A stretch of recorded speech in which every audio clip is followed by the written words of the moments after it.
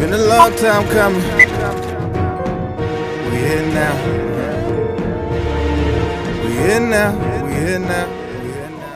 Hey y'all, he played D and all that too. He was an all-around player. Let me just open it up. Real quick. Episode 17. We here now podcast, and as y'all see, we live. Yeah, man. We ain't playing around. Episode 17. Cut from a different cloth. UCBR. Absolutely. Clearly. He AI, he hardened. We got my man. We have my man Mike Guard, the Guardian. Unplugged Mike. Appreciate y'all, man. Yeah. We got Joshua. And we got Mike.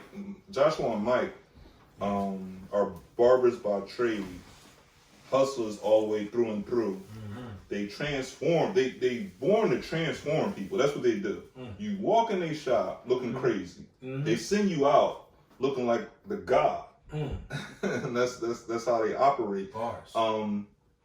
Empowering Cuts. Yeah. He has a program where it transcends the program. He goes and takes people that are in a bad situation and changes their whole life around with a line. And I was just having a conversation with him about the fact that a line can lead to giving birth. You know? Literally. Yeah, y'all know what y'all got into. Yeah, literally. Bars or us. Literally. Yeah. Hey, Mike, go ahead and kind of talk about these two kings, man. Let's start off with the OG Miz, man. Really quick, I ain't want to drown y'all with, the soap opera bars. Man, met him, 12 years ago, super clean, changed my life, inspired my life, man. Father figure to me. Age difference is maybe like 10 years, but just at that time of my life, what he did for me, how he inspired me and influenced me, man, it was father-like. So, always one call away, one text away, and one of the first dudes that gave me like constructive criticism. No, this ain't right, you drawn, you this, you that. Father figure, bro. That's on God. And my man Joshua, I don't know if you remember, I've been DMing you for years, man. For years. I mean, from like 1,200 followers to all the way now. I remember DMing him from 1,200 followers to him having 40,000 now. And he got back. Yo, what's up, King? Appreciate the love. And I don't want to be sensitive to nobody, but he does cut people that are homeless, so we can say impoverished. And what he does for them gives them real wealth. The love he gives them is wealth. And so with no further ado, let's end it. Before we get into them, I want you to, because one of the things you gave me about Miz is OG, and the real definition of OG. True. Well, yeah. He gave me the real definition of OG. Right? Everybody running around OG. And definitely in the 90s, the OG was the one running around with the pistols, original gangster, putting in real work. But it's a paradox, but they also had morals and ethics.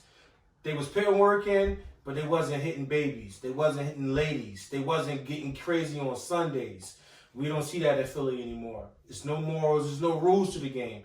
Even though we know the only rule to the game, it's no rules to the game. Yeah. But damn, they had a moral compass. But when I met him, he was like, no, all that OG shit, no, OG it stands for offering game. Mm. And when he said that, I just walked out the shop. I was probably high off everything. I just left like, what did he just tell me? Yeah. Right? Because you don't meet, I never met guys like that giving me game like that. Mm-hmm. And just like, I can have an episode with him and just the love, but I'm going to give you flowers, but we ain't going to be no flowers. Just like top game OG, man. Big brother. Father figure. Martin get mad when I say that.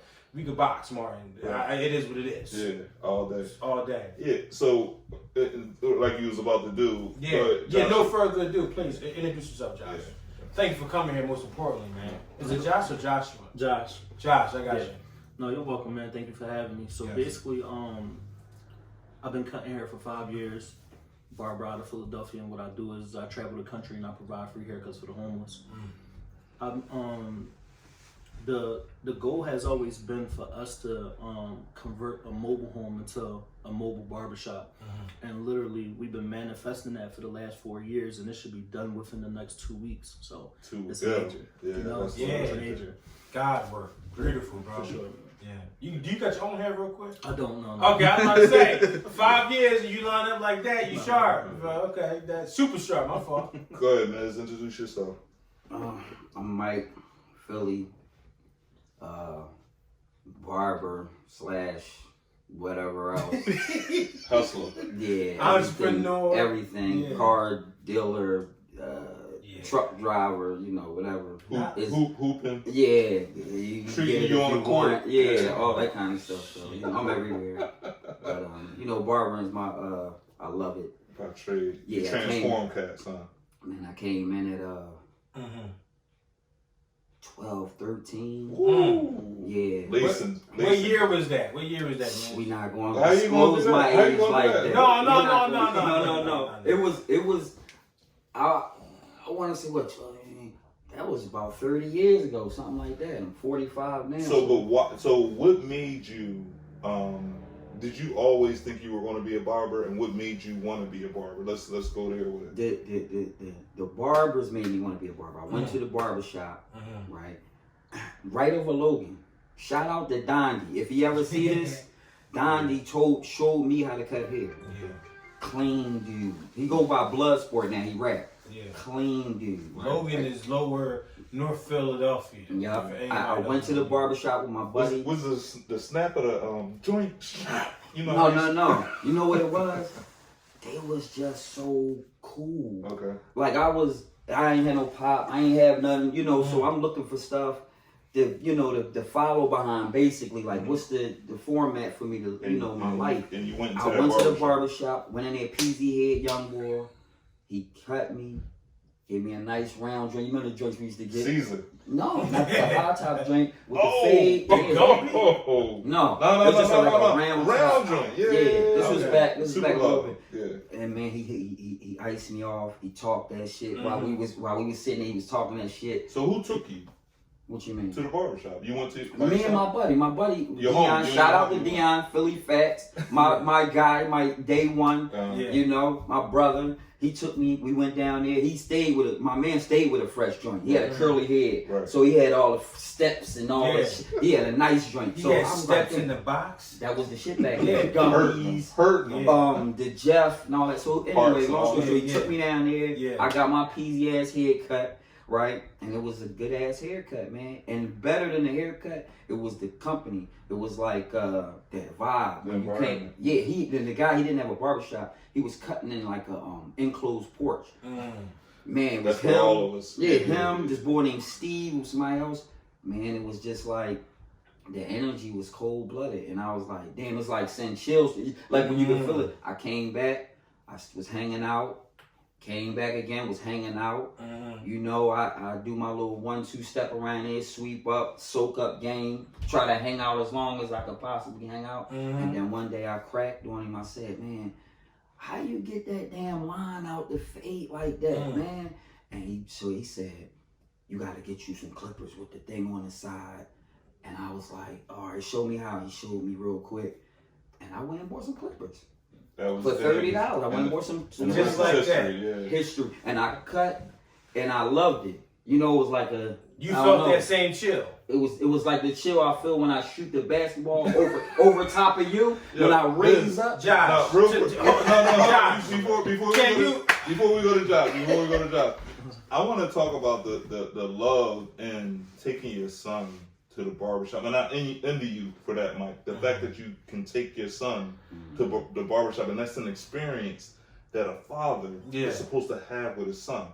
That even June took us to Claude's. Yeah, you when they took us to Claude's, but that's something that dudes don't realize how much they missing out on. Yeah. And the fact that your father didn't get the opportunity to take you to the barbershop. 100%. And definitely great question. I answer that, and then I want to segue that right to Josh and let us know how you got into it, how you feel about it. But my sons are young. I got one that's 1 and one that's 4, and they ain't going to the barbershop no time soon. Right. But when they do, they come in here. But I know how men's roll, so Roman's savage. But even to have that experience, even if they cry, even if they get out the chair, ain't gonna be no crying. Ain't gonna be no crying. It's not gonna happen. It's gonna be some real crying. They start crying. Man. I ain't playing that. Yeah. You know, I'm just not. But yeah. I didn't mean to interrupt you. No, Yeah, you're go ahead, good go though. ahead. But I know for sure that experience with the barbershop, taking your son there, or just even you going there by yourself or with your homie, it's a huge part of culture within itself. So when I asked you that, Miz, what year, I wasn't really trying to debunk your age. It was really just a time like, was it the 90s, the 80s? So I know every year has a different culture where you like, you know, 90s. Around. Not the 90s? Oh, Lord. I was probably like 6, but whatever. Josh, talk to us, man. What made you get into it? So barbering is something that I always wanted to do since I was a kid. Okay. My dad, he used to cut our hair. Mind you, I grew up right down the street on 5th and Cayuga. Like right down the street. Yeah, No, don't tell me you grew up. We down the block. We Franklin in Cayuga. Okay. Marshall in Cayuga. I went to St. Henry's. Yeah, all day. Damn. Yeah, I went to Cayuga and then I ended up. So Cayuga was St. Henry's. I'm sorry. I didn't know that. Yeah, go ahead. Oh, yeah. Yeah, I didn't know that. Damn. No, Joe, across the Josh, street. look, I did not know you was here. That is wild. Divine order. Okay, you was across the street from St. Henry. Okay, cross street. Go ahead. So basically my dad, he used to cut my hair and he used to jack us up, you know, because he wasn't a barber by trade. Yeah. And my brother, he was my role model, so everything my brother would do, like I wanted to do it. So my dad used to jack us up, send us to school. We used to be the class clown for weeks at a time. Off your cut. Yeah. Off my cut. Yeah. Seriously, he used to, like, it was bad. My brother picked up a clipper. My brother picked up a clipper, and he was way better than my dad. So my brother was cutting my hair, and I'm like, yo, since I want to be just like my brother, I want to cut hair. And I wanted to be a barber since a kid, but what happened was that, you know, as a kid, I always felt like I had to fend for myself. I always felt like I had to fend for myself. Mind you, my mom been on drugs my whole life, you know. I'm 30 years old. She been on drugs for 30 plus years. You know, prostitute to this day, homeless to this day, on drugs real heavy to this day. And we just never had that connection. But my dad cut our hair or whatever, and I'm sorry, I'm just a little off topic. No, that's cool. No, you being a motherfucking king right now. Absolutely. So it's real shit. So your father was more of the king of the castle. He was now. Can you talk about that? Your relationship with your father? it was okay. It was okay. The only thing is that, like, my dad, he was a functional addict. You feel me? So he could uphold the job, but all his money went to him getting high. You feel And me? when did you know? Like, you didn't know that while you was in it. I knew when I was a kid because, mind you, like, the 90s, you feel me? So, like, I was born in 1990, so, like, that was around when that was heavy. Crack was so, born. He come out the room, Ready. doing all that to the walls, and you feel me? Like, skitsing out real heavy, so I knew. And he was cutting y'all. Cutting us. It was tragic, bro. It was tragic. It was fucking y'all up. Right, that's facts. So my brother started cutting my hair or whatever, and right after that, like, I spent so many time in juvenile detention centers all the way till I turned 18. When I turned 18, I started catching adult cases, and basically what changed the trajectory of my life is when I came home when I was 25 years old. I was fighting a case. I sat down for 15 months.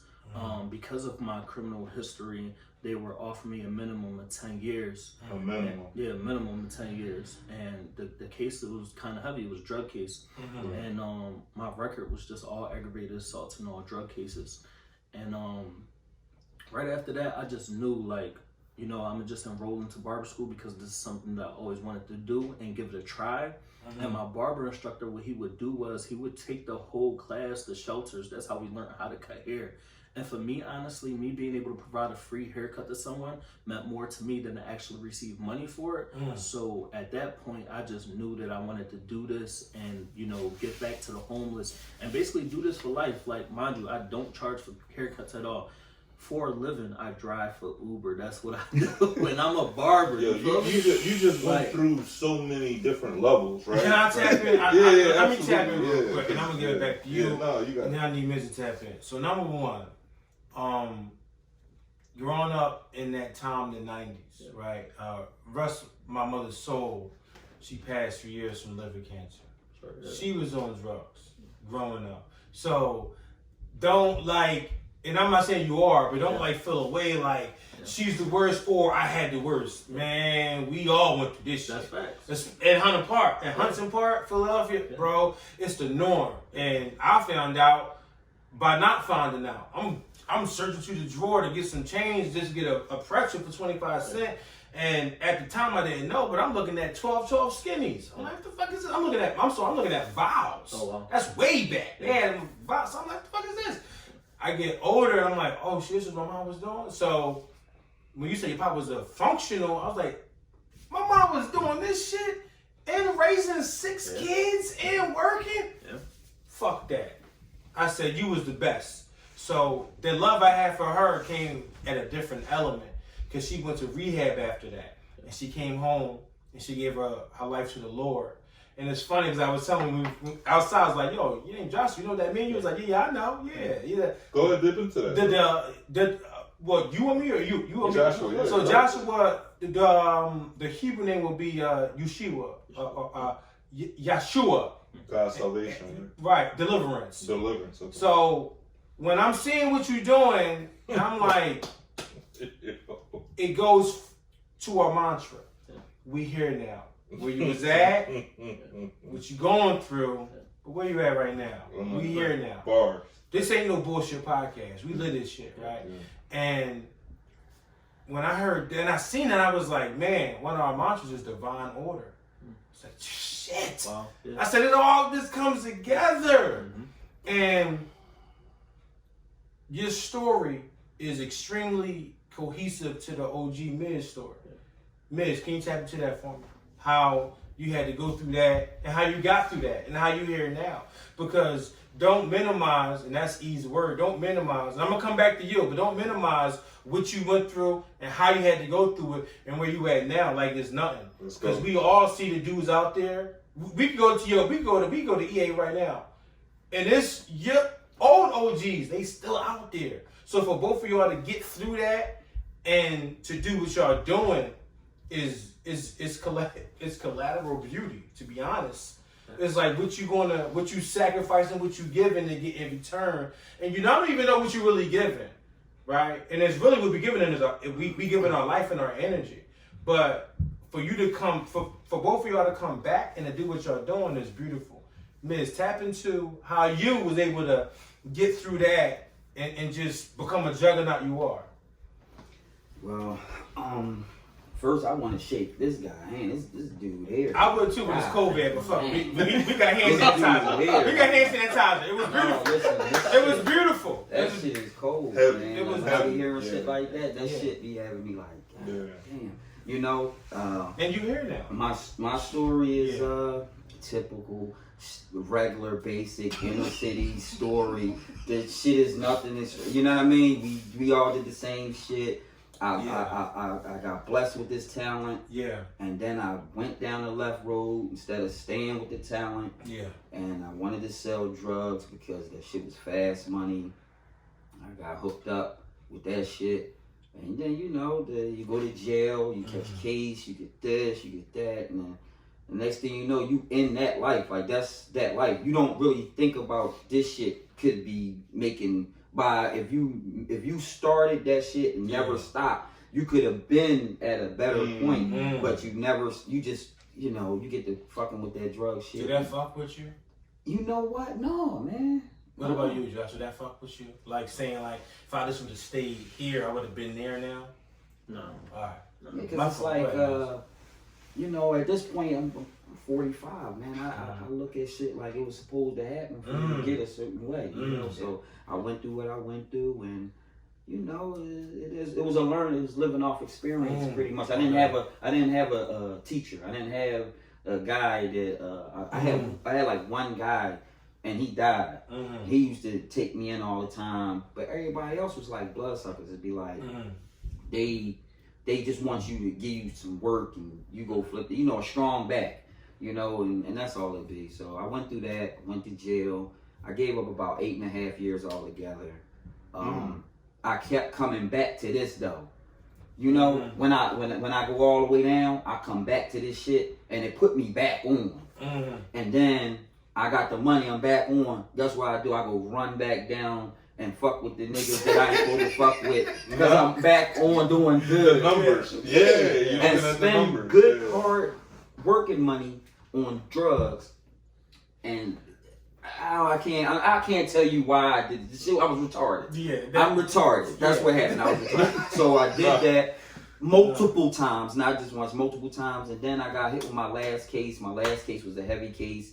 It damn near, it was the one that broke the camel's back. Yeah. And I said, man, if I make it out of this one, right? You know that line, right? Yeah. If I make it out of this one, I'm going to do the right thing. I'm going to go ahead and bust down. I think Jay said in Fallen, I promise I won't go back, or something like that. I promise. And God must have knew it was serious, because I ain't do it no more. I maxed out. I came home and I opened up a shop. But can you tap into, all right, thinking you knew the math and then knowing the math, right? And what I mean by that is, you said you kept going back in because you thought that was the come up, that was the real money.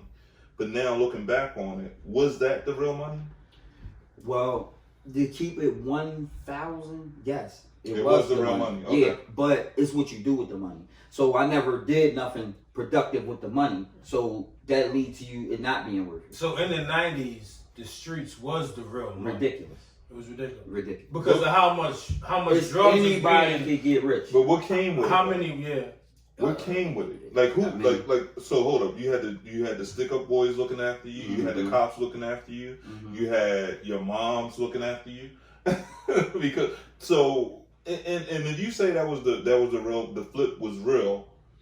After you did the math on what you're doing now and what you can do you think that was? You say that was the real money though. So I mean, I say it was real money because just based off of how much you had. So like, not to say it was like, you know how they say this was built on brick and this is built on sand, right? That don't have to be sand, because the white man built the United States off of bricks, real bricks, real white bricks. So it's not a thing where it's like you can't transcend. You can't. You could look at people and think like, damn, look at him. He all the way a billionaire. He all the way up. He used to sell drugs. You know what I'm saying? He just did the right things. It's all about your choices in life.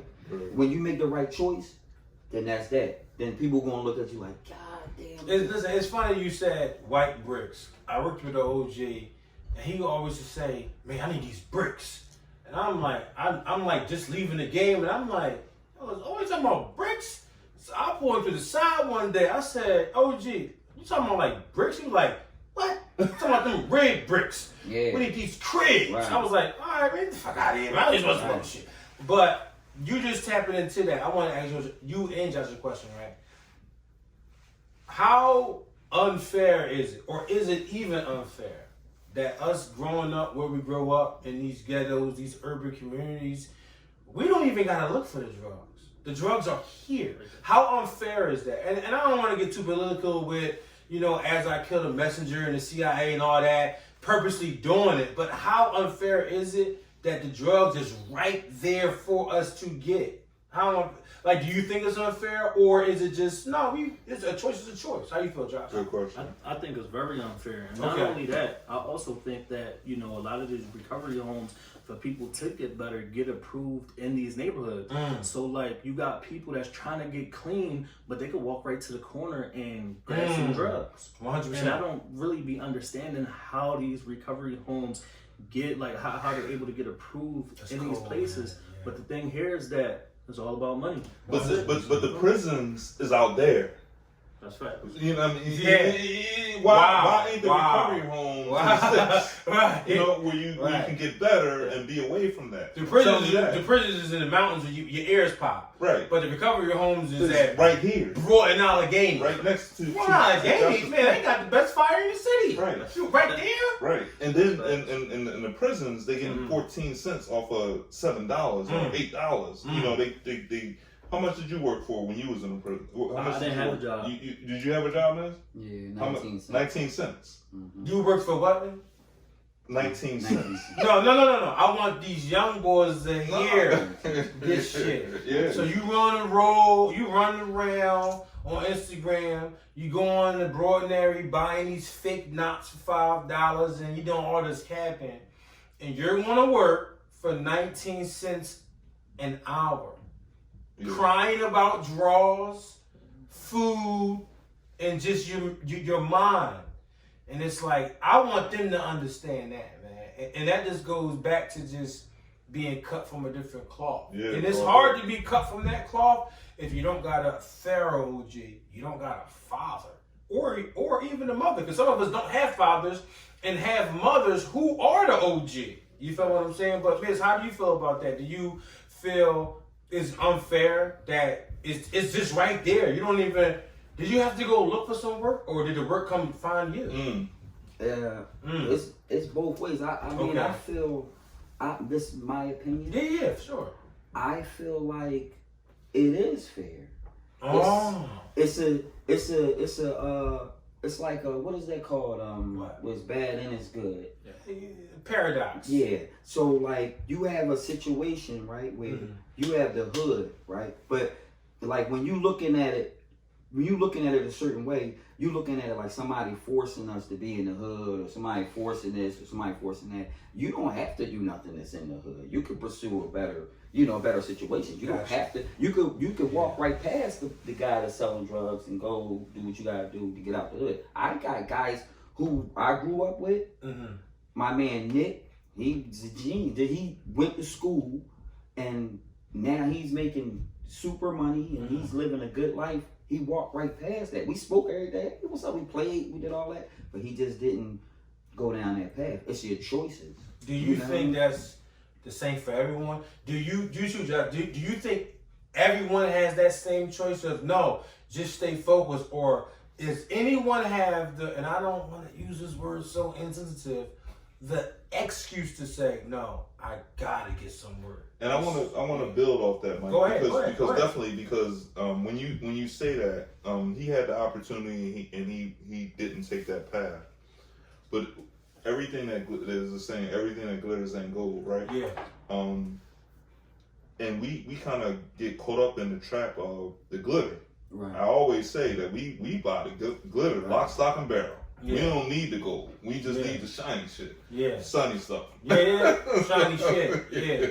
So we see it. We see the boy getting all the money. My man, like the boy you talking about, he saw past that. But when you see the stuff that's glittering, you gonna want it. Yeah. You gonna. Let me ask you this: it's 5 people. You can't be answering no question. No. I'm just gonna give you. I just want to tap in one time. Go ahead. It's 5 people in this room. Yeah. Have you sold drugs? Yeah. Have you sold drugs? Yes. Have you sold drugs? Have you sold drugs? Yes. Have you sold drugs? Okay. So 5 for 5. It's 5 for 5. It's a choice, right? And I'm not gonna speak like bad on people that gotta sell drugs. I'm not gonna speak because I get it. I'm gonna say that, people when they grow up, they want a better life. When you get what you're supposed to get out of it, right? You're supposed to chuck. Because if you had, like, let's say we looking at somebody like, damn, he's a dirtbag, he this, that, and third. But that same guy, if he make the right choices, you'll praise him. You'll praise him. God damn, he doing good. God damn, he doing. Will you? I'm just saying. Well, yeah, but we do. You do it all the time. Jay-Z. Right, you do it all the time. He was glorified, or he glorified himself from getting where he was to where he's at. Was 92 bricks had to fall back. He's a billionaire now. Listen, you feel and you're saying? going to praise him. Not just saying him. I don't want to sing nobody else. No. But you just want to praise the guy who does well. Yeah. He does well. He did well with his money. You look at certain guys and you be like, damn, he's a piece of shit, and he just because he's dirty, he don't got nothing. Okay. I mean, he's scrambling. Right. He's supposed to be scrambling. Right. But if he make it, you gonna look at him. You love him. Listen, this is what I will say before we switch gears, because I want you guys to really tap into what you are, what you're doing, where you're going. Yeah. The first thing is, I respect your honesty always. And I love the fact that you went the other way. Josh said it's not fair. You said it is fair. I want everyone to know this though. You don't gotta go look for drugs when you're in the ghetto. No. When you're in the suburbs, you got to. Right? And this is why when you go this is why when you go OT, the price is double. Shit, sometimes triple. The drugs ain't out there. The drugs are not out the suburbs. They're not out in them counties. That's why you they out there.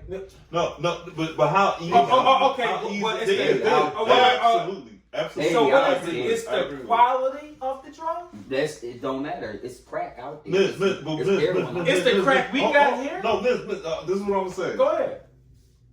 They came here to get it. Yeah. Miss. Why they come here then? No, so why they come here then? Tell us. Because listen, I've been out of town. I've hustled out of town. We all have. So if you got somebody that's coming from out of town, they probably are in search of something more, or they in search of like. So tap into the guy that's hustling it, which Miz is doing. Tap into. Yeah, I'm saying. So Miz, I'm saying. So do they have the same quality of drug out there than we do? When I was out there, yeah. You came from here. Because you took it out there. You took it out. You took it out there. Oh no, it was people already out there. From here. No, from here. No, listen, from New York. From New York, DC, from somewhere everywhere. else. Somewhere else. Liz, I'm saying from the actual suburb. Yeah, they don't have that quality of drug there. What I'm saying. We gotta take it there. No. It might be. So why they pay triple then? Is your access to it as easy as their access to it? What I'm saying is, when I grew up, I learned how to steal a car and how to sell drugs right out the gate. I didn't have to go nowhere. I didn't have to go off my block. And what Miz is saying is that wasn't the same thing in the sticks. You know, when they wake up in the morning and walk out the door, that ain't the option for them. They gotta search for it. They gotta do a lot more before that's an option for them. I think here in the hood, I think that option. I see what you're saying. But let me ask you this. The person that's from the suburbs. All right, I'm going to give you a scenario. I want Josh to answer this, by the way. Yeah. Go ahead. You want me to No. I want you to answer your question. A person that's from the suburbs wants to be from the city. Bad all day. shit. All day. A white boy that don't get no action all the way out there in the city. Got all this money. Wearing his hat like this, tattoos, the whole nine. He a rebel in his community against the upper You digging into the culture. Now he say, I'm not like this. It's in him. He want to come to the hood. He love it. Listen, the people, the white people with suits and ties, they come to the hood every day on TV. They on TV. They watch you on TV. They watch the niggas do crazy shit on TV. Like, God damn, they down here wild. They watch the news. God damn, they down here wild. They really want to be in the mix of that shit. We trying to get out. They trying to get in. Because it's entertainment. So the suburbs to them is boring as fuck. They don't have nothing going on. You understand what I'm saying? So they come down here and get some action and play around. Just so happen they might play around with the wrong drug, get turned out. Now they stuck. You know what I mean? That's just how that goes. Drugs. What you going to do? Tap in, Josh. So I feel like, you know, me doing what I do, especially when it comes to the homeless community. Here in Philadelphia, a majority of the homeless population, especially in the Kensington section, is individuals that's not from Philadelphia. It's just we have a large train line, so we got people pouring in from New Jersey, we got people pouring in from Delaware, we got people pouring in from Chester, from all these other places, and they come here to the Kensington section, and they stay because it's comfortable for them to be down there. And I say that because you got nonprofit organizations that go under there, feed breakfast, lunch, and dinner. You got prostitution under there, so they don't really got to do nothing. And I be under there giving out free haircuts so they get cut. So now they fly. Right. That's a great perspective. You think about it. Kensington is in the Frankfurt part of Philadelphia, which is the blue line on the transit line, which is maybe 12 minutes from Center City, which is the Packle line right from Jersey. You can get to Kensington in maybe 45 minutes. Easy. You can get some dope. Everything. You can look dope. He got your cut for you. And get some ass. That's what I'm saying. That's his. Yeah, but it's the thing though. Where your state of mind is, when you get there, do you leave? Or do you stay? That's cool, and that's a guy that that actually buy promotional products from gave me the game on that. He said he had to drop some stuff off in Kensington, Allegheny, and he's a white guy, and he was like, yeah, most of them are white. Most of the people down there are white, and they're. He said I saw a guy standing up asleep. Yeah, and he was like, I've never seen anything like. He was like, it was like the Night of the Living Dead, and I was like, oh, you. That's your first time down there? Yeah. And what's the boy name that run ball with the big ball that run ball with Vaughn and them? You probably coached them before. True. No. Big, is that his name? Big ball with the beard? Yeah, true. Caesar. True. Call him Caesar. Yeah. Did he go to Newman? Did he go to Mount Newman? Yeah. He was like that was one of his assistant coaches, and he was like, yeah. It was like something I've never seen before, and I was like, well, that's, regular life. Right. Josh, where you going, man? What you doing? What's the plans? You said the mobile cutting is there. Yeah. You got to go GoFundMe. You're almost at your mark. You're at 55 stacks, 55,000. Right. You need 60. So what you doing? So the crazy part about this, right, is that before we launched our GoFundMe account, we were a little iffy because it was in the beginning stages of the pandemic. Mm-hmm. We knew people had money because of the unemployment. They was getting 600 a week, man. So people had money, but then again, it was just a real iffy time. So we were able to do $4,000 just off of networking with different nonprofit organizations. That's without even creating a GoFundMe. So we launched the GoFundMe account. Our original goal was only $20,000. We were able to do that in less than probably like 2 weeks, the $20,000. You got 20,000 in 2 weeks. In like 2 weeks. Beautiful. And that was because we got posted on the Shade Room, and the Shade Room did numbers. I didn't know that. Yeah, we got posted on the Shade Room. Literally, we probably did 17,000 in less than 24 hours. And then we got we ended up upping the goal to 50 after 20, and then we got featured on the actual GoFundMe on the actual GoFundMe page. And they shot all their donors basically an email about what we were doing, and we were able to raise another $20,000 in literally like 10 hours after that. So, make a long story short, man, we, if it wasn't for the people, man, honestly, this one had happened so fast. And it happened so fast that, honestly, we really don't know what our next move is. You know what I'm saying? I just seen that you just added 2 new barbers. And you said you love the diversity. Yeah, so we added 2 board members to the actual, so Empowering Cuts is an official nonprofit organization. Beautiful. We filed for a couple of months ago. The only thing that we're waiting for is the 501c3 status. Beautiful. And if you're not familiar with that, it's basically tax exempt. So if somebody trying to donate $50,000, they could get a tax write off for it. Right. So we're still waiting for that to get approved. But So what?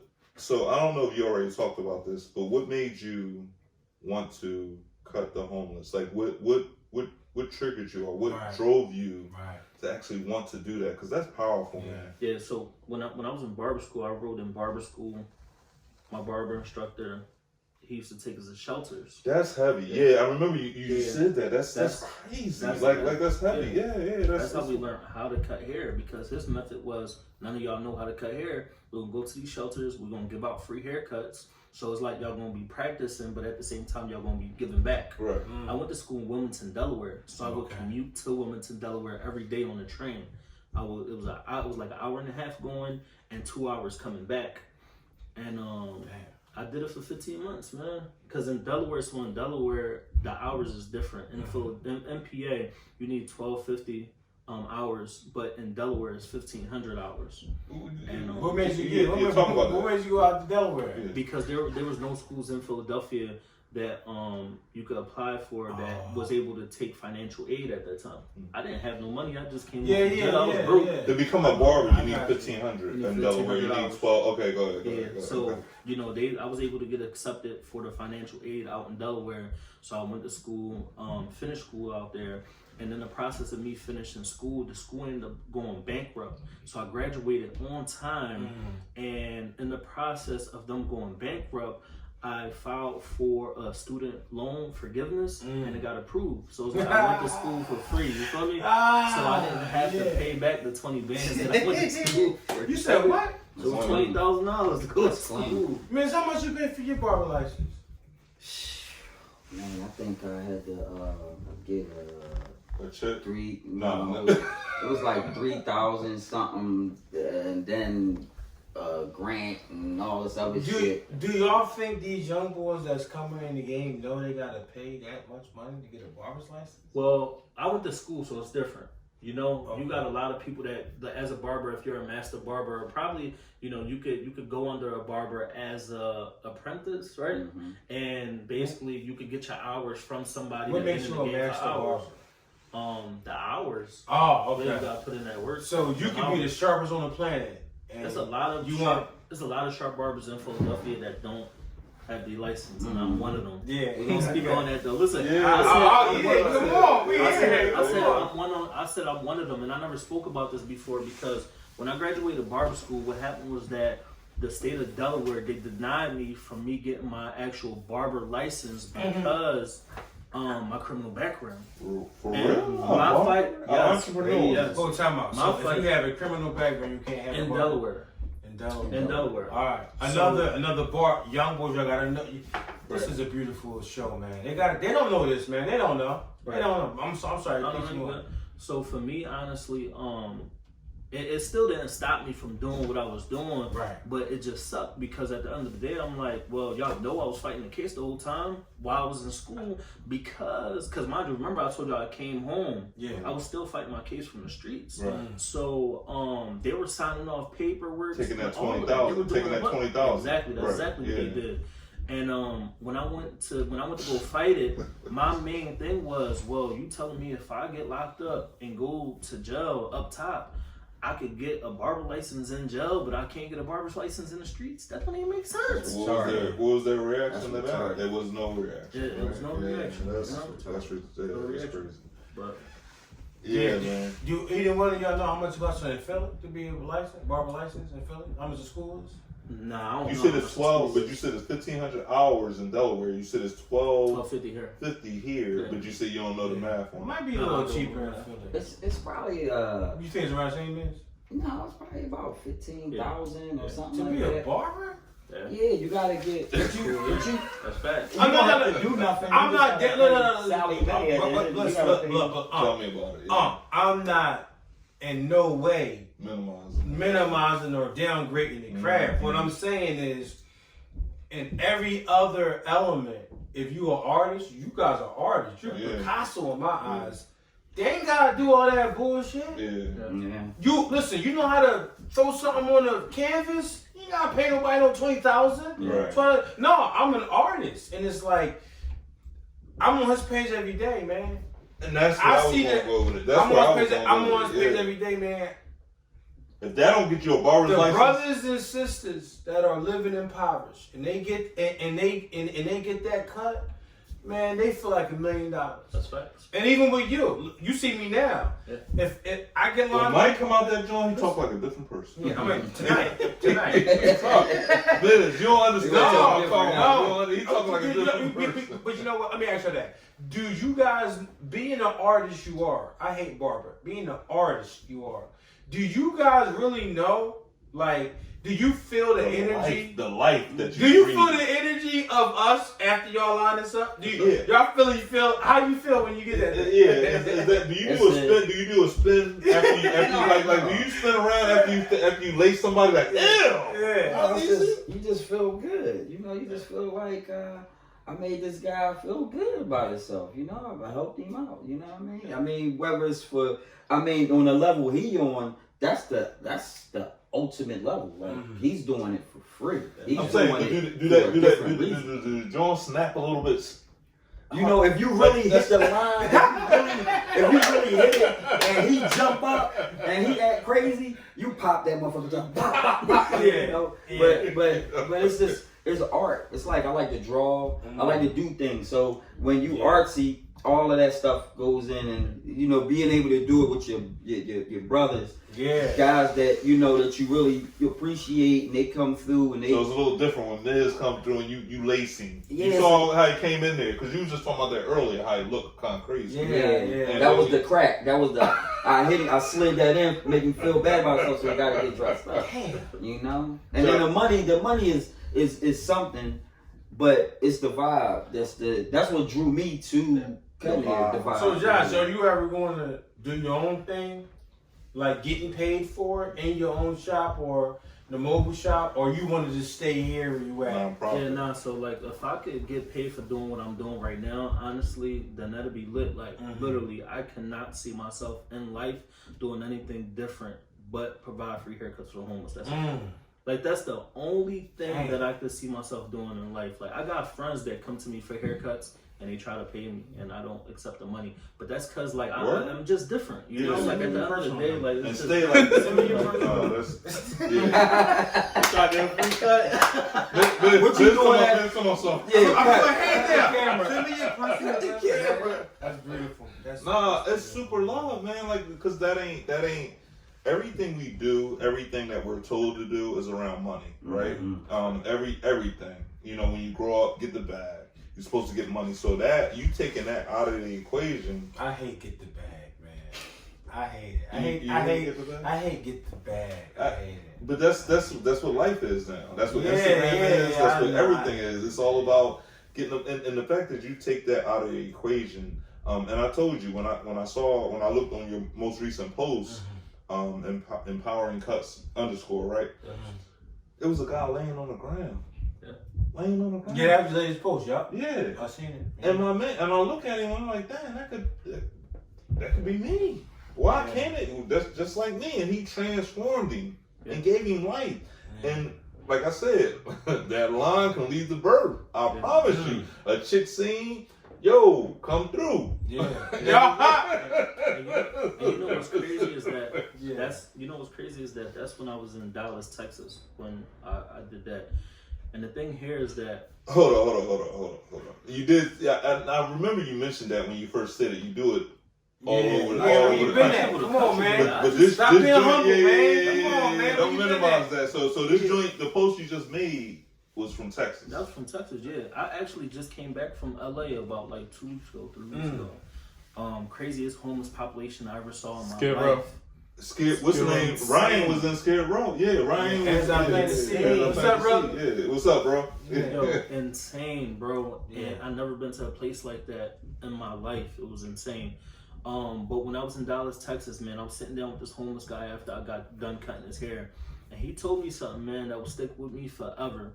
And basically what this guy said was, Josh, what you got to understand is that these nonprofit organizations, they come out here for 5 to 10 minutes. They pass out clothes, they pass out food, and then they leave. You come out here and you provide your services and you're out here for 5, 6, 7 hours at a time. You actually get to know us for who we are. Like, I'm out there with these people actually vibing with them. You feel me? Like, it's just a whole different vibe. And for me, honestly, when the majority of the individuals get out of the chair, they're crying. They're giving me hugs.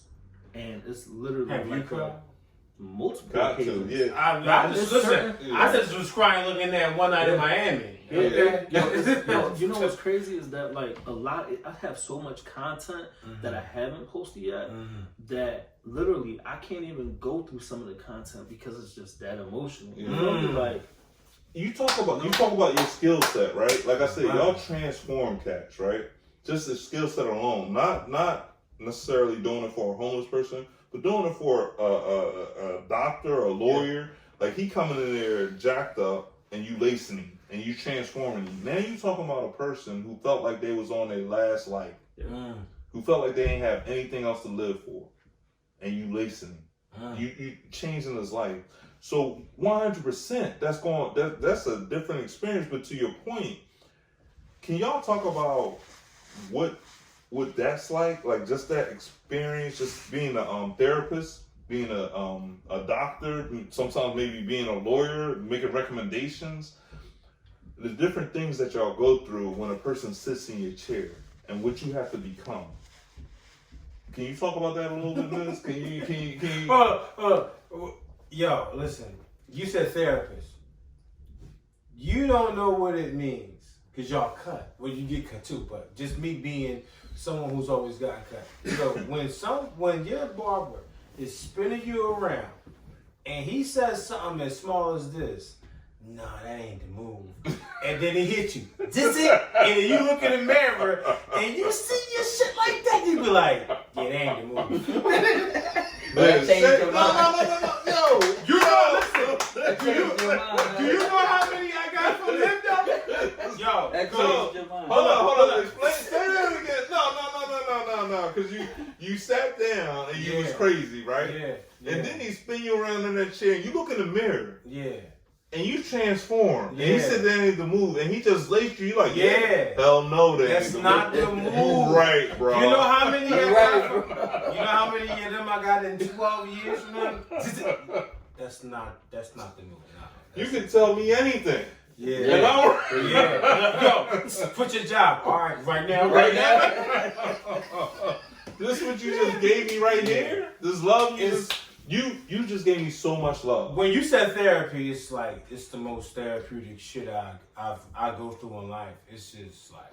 So because bartender, it might be bartenders that go into that, but Joshua spoke to it like that they gave him the game on that. Like you don't understand when a nonprofit comes, we gave him some socks, we gave him a coat, we gave him some food, and we out. Mm-hmm. But when you lacing somebody, that's a whole experience. That's not 10 minutes. No. That's not a photo op. No. So can y'all talk about like how many different things that y'all transcended into? Like you're a therapist, you're a doctor, you're a lawyer. You probably gave some recommendations on a lot of different Entrepreneur. things. That's crazy. It's crazy that you say that because you don't think about it like that, but you do wear a lot of hats with that joint. It's crazy. You give out a lot of advice.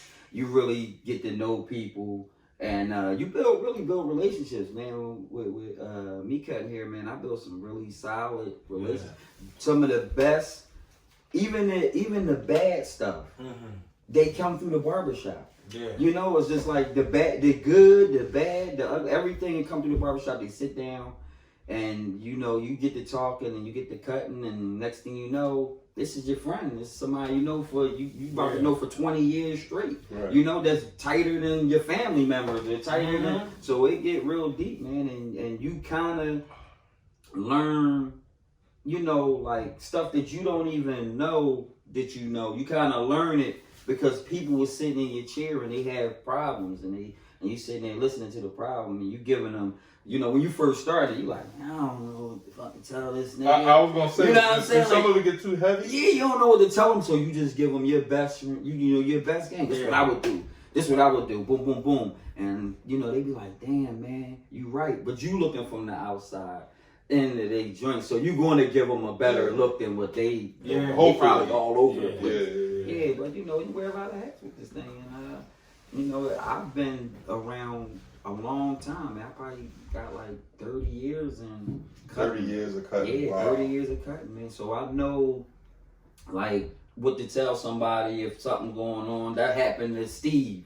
And that happened to Kev. Right. You just had somebody else in the chair. I know that story. Damn, man, don't do that. Do this. This happened with that. So you kind of learn that with that, man. And in that, you build solid relationships with the community, too. The people, and trust. Because they laying everything out.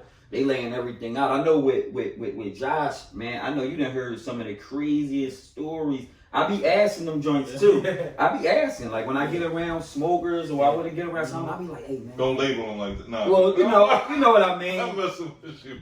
Drug, you know. You ask them, man, God damn, man, what happened? Can you tell me what? And they give you what happened. Like how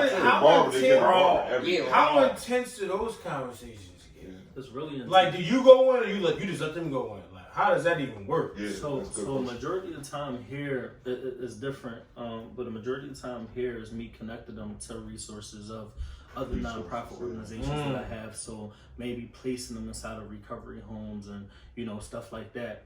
I'm gonna give y'all 2 stories real quick. Mm-hmm. So this guy named Tony that I met Tony 4 years ago. Mm-hmm. First time that I ever met Tony was sleeping on Kensington and Westmoreland on a cardboard box. First time I ever met him. I interviewed him, asked him a couple of questions, took a picture of him, gave him some money.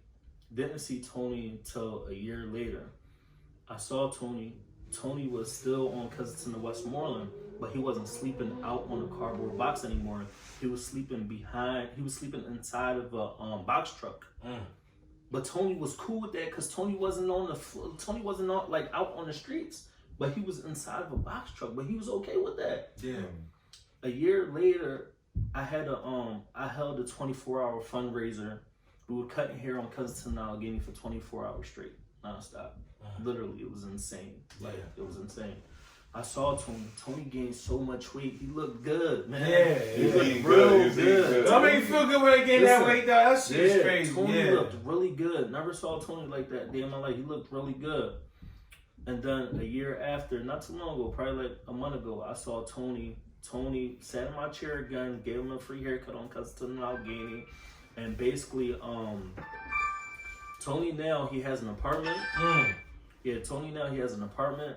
He also has this thing from the city called, it's like rent for life, where they pay you rent for like 10, 15 years or something like that. And it's just a beautiful thing. But even having a conversation with Tony at that level, he said, Josh, you got to understand, yeah, I might have an apartment, but I feel lonely. I feel lonely. Another lady that goes by the name of Megan. Megan is doing amazing things right now as we speak. Amazing things. I met so Megan. you cut women and men. I do. Yeah, okay. I do. Yeah. But the Megan experience, it don't got nothing to do with me cutting hair. It was crazy though. So I'm getting off of work from Uber and I'm driving on 95. I'm passing like the Allegheny exit, going towards Cotton because I live in the Mayfair section right now. And I see this lady that was homeless walking on 95, and she had like a really big blanket on her. But it's 2 o'clock, 3 o'clock in the morning, and it's pouring down raining. And you're walking on I-95. On 95. North. Right. South. Yeah. North. Listen, she was walking on 95. Yeah.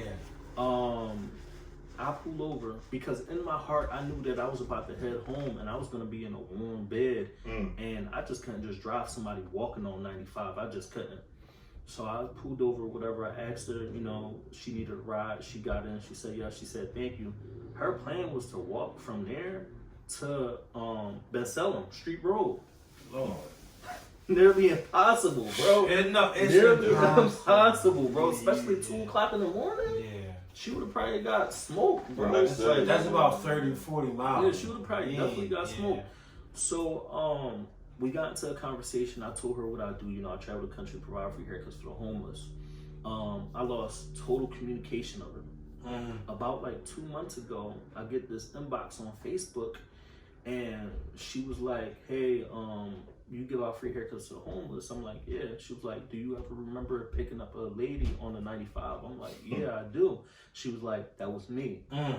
But by clicking on her profile, she looked so beautiful. That I'm like what? Like it was crazy. So now what Megan does, Megan has a nonprofit organization called the Grace Project.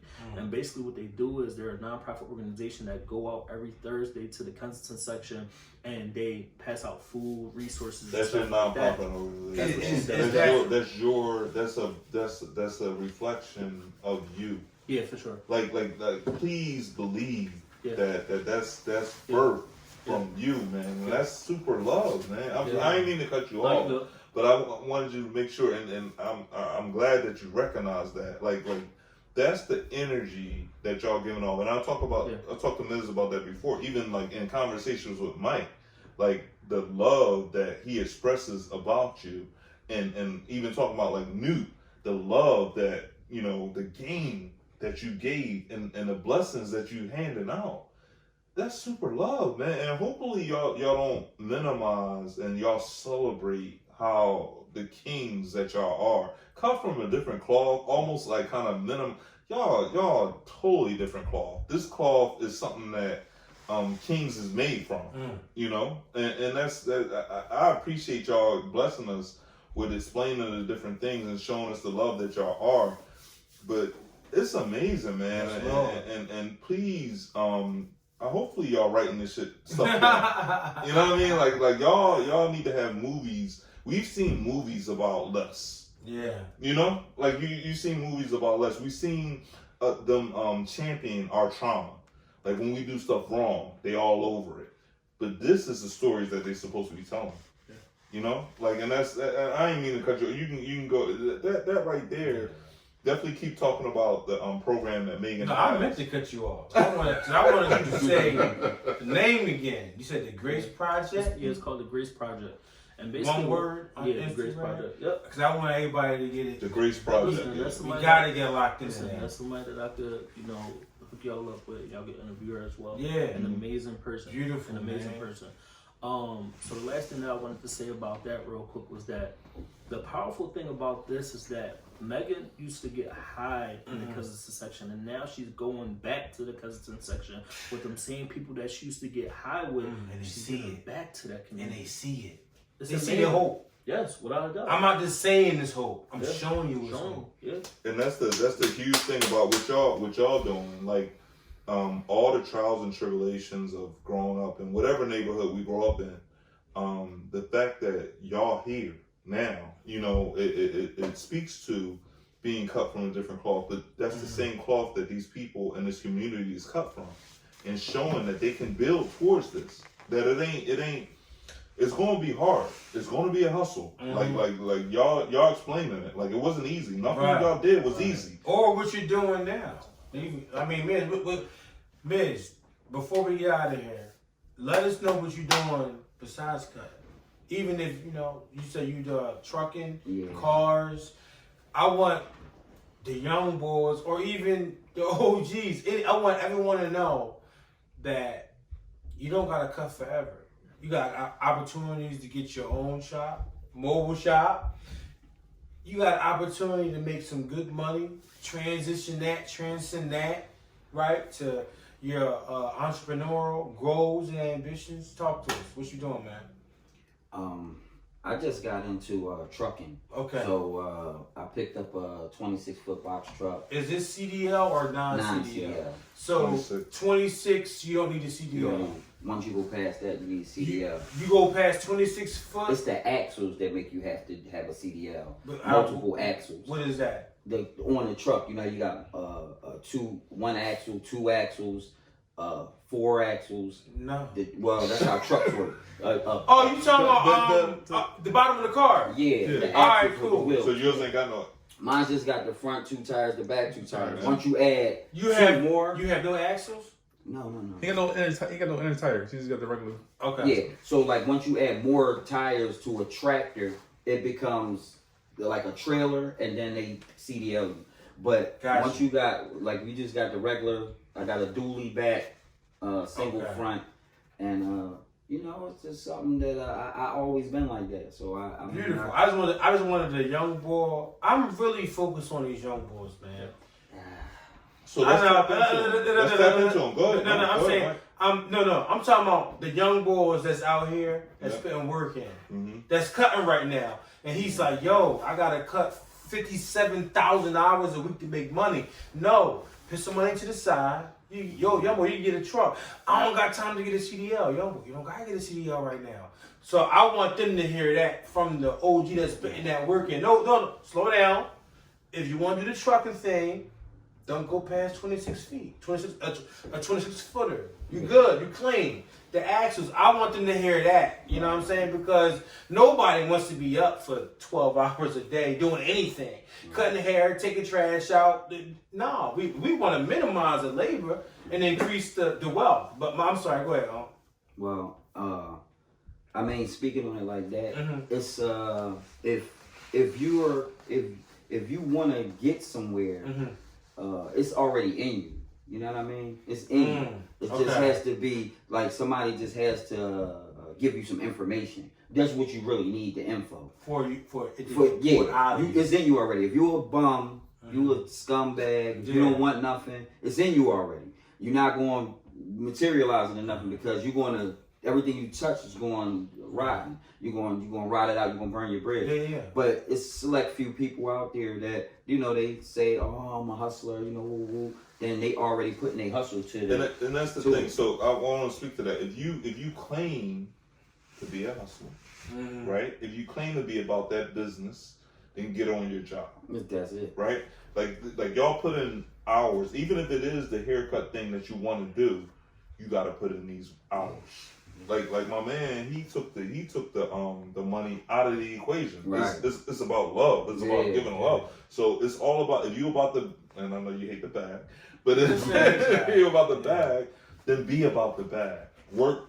Put in that. No, I hate that they think the bag is about money. Money, yeah, right. And the bag is about wealth. No, right. But wealth is not money. Wait a minute. That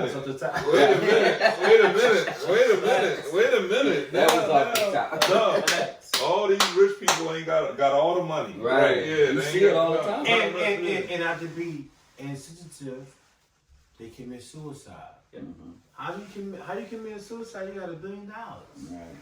So, because you pour in spirit. That's why. Yeah, it ain't really, and like Josh is doing, he's taking the money out of it. The love he has for it is about the life that he's pouring into people, and that's on a whole different level. And to Mrs. point, he telling you that he switched up his game because that's what he wanted to do. Right, and it's in you. Like it's in you. Josh said his teacher took them to go cut at the home.